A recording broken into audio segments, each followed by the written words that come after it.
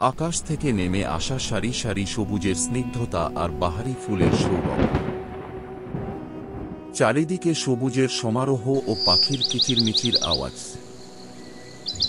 প্রকৃতির অনিন্দ্য লীলাভূমি ও বৃক্ষদেবীর সাঁঝ।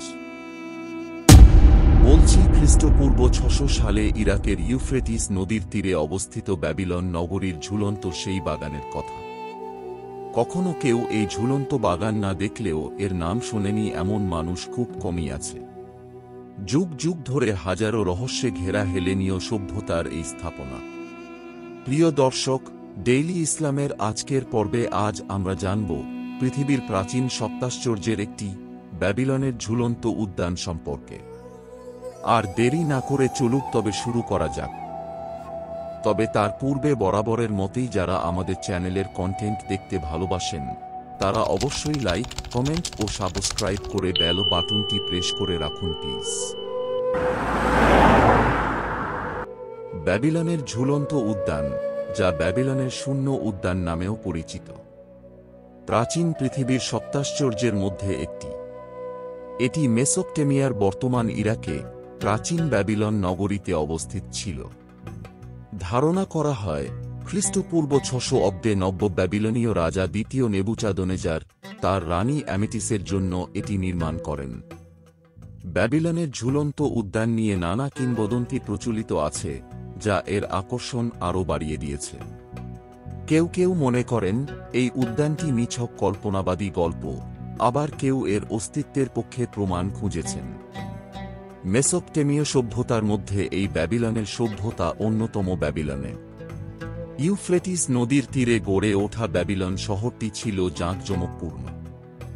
চারকোনা এ শহরটি তখন প্রশস্ত প্রতিরক্ষা প্রাচীরে ঘেরা ছিল, যা উচ্চতা এবং প্রশস্তের দিক থেকে ছিল বিস্ময়কর। শহরের সামনে ছিল মজবুত ও উঁচু প্রবেশ পথ। আবার শহরের মধ্যে একটি বড় স্তম্ভ তৈরি করা হয়েছিল, যার নাম ছিল ব্যাবিলন টাওয়ার। নামটির সঙ্গে সম্ভবত ব্যাবিলন নামটির সম্পর্ক ছিল। প্রচলিত বিশ্বাস অনুযায়ী এটি বর্তমান ইরাকের ইউফ্রেটিস নদীর তীরে খ্রিস্টপূর্ব ৬০০ অব্দে নব্য ব্যাবিলনীয় সম্রাট দ্বিতীয় নেবুচাদনেজার তার প্রিয় রানী অ্যামেটিসের জন্য নির্মাণ করেন। নিজ দেশের সবুজ পাহাড় ও উপত্যকা থেকে আসা রানী ব্যাবিলনের শুষ্ক ও সমতল ভূমি পছন্দ করতেন না। রানীর মন ভালো রাখতে সম্রাট এক বিশাল কৃত্রিম বাগান নির্মাণের নির্দেশ দেন, যা ঝুলন্ত উদ্যান নামে ইতিহাসে খ্যাতি লাভ করে।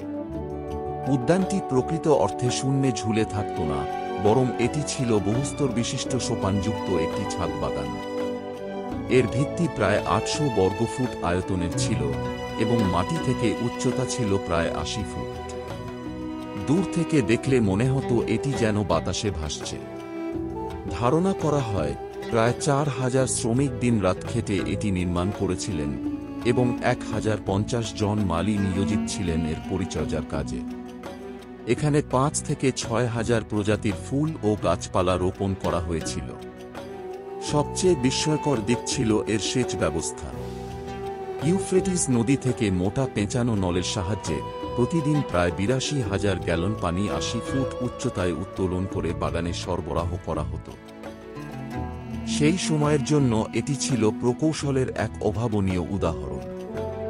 প্রচলিত মত অনুযায়ী খ্রিস্টপূর্ব ৫১৪ অব্দে পারস্য সম্রাট সাইরাসের আক্রমণে অথবা কোনো বিধ্বংসী ভূমিকম্পে উদ্যানটি সম্পূর্ণরূপে ধ্বংস হয়ে যায়।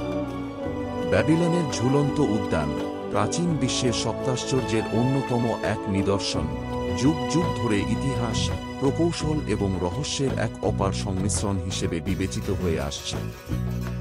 আজও ব্যাবিলনের ঝুলন্ত উদ্যান ইতিহাসবিদ, প্রত্নতাত্ত্বিক ও সাধারণ পাঠকের কল্পনা ও কৌতূহলের কেন্দ্রবিন্দুতে রয়েছে।